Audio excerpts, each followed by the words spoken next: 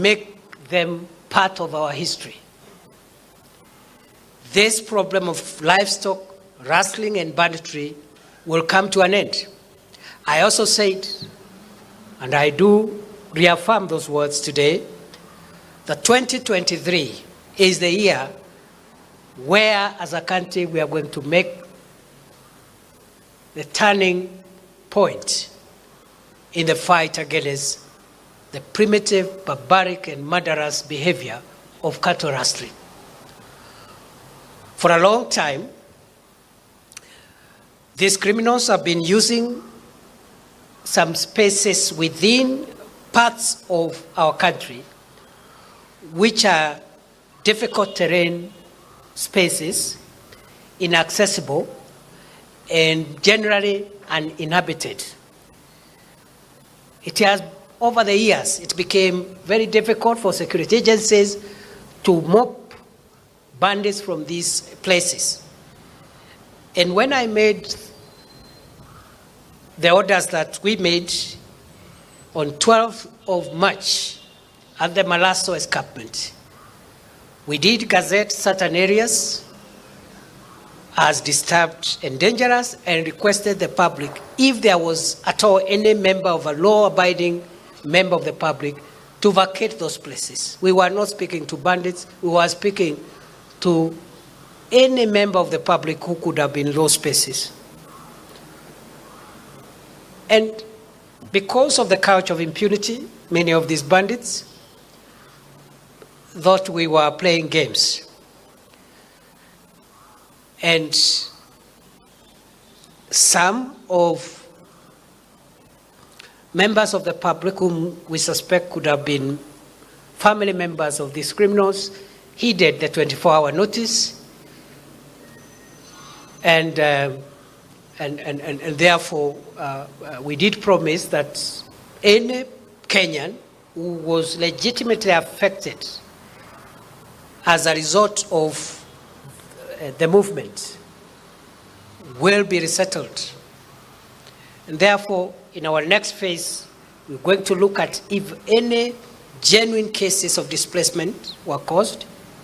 Our assessment is that there wasn't any displacement, because for those who have gone to these places, these are places which are not even suitable for habitation in the first place. And that's why if you hear a place where security agencies cannot be able to access, then you can imagine the kind of places we are talking about. Some are forests, like Mukogodo Forest in Laikipia. What would someone be doing living in a government forest? Others are dangerous gorges and hills. The Araba Hills in Baringo, the Tandare Valley, the Silale Gorges in Tiachi. Other dangerous escarpments, like the Malasso escarpment. You just need to go and see, the kind of terrain we are talking about. All these spaces, I am a proud Kenyan today to report that we have flushed out our criminals from all the areas that we gazetted as disturbed and dangerous. Some of the criminals escaped into the general population and mixed with the general population, and that's why we have had occasional sporadic attacks here and there, livestock stolen here and there, which thefts are not even happening in the grazing areas as used to be in the past, but is happening from homesteads. And we all know that police officers, law enforcement officers cannot be in every homestead.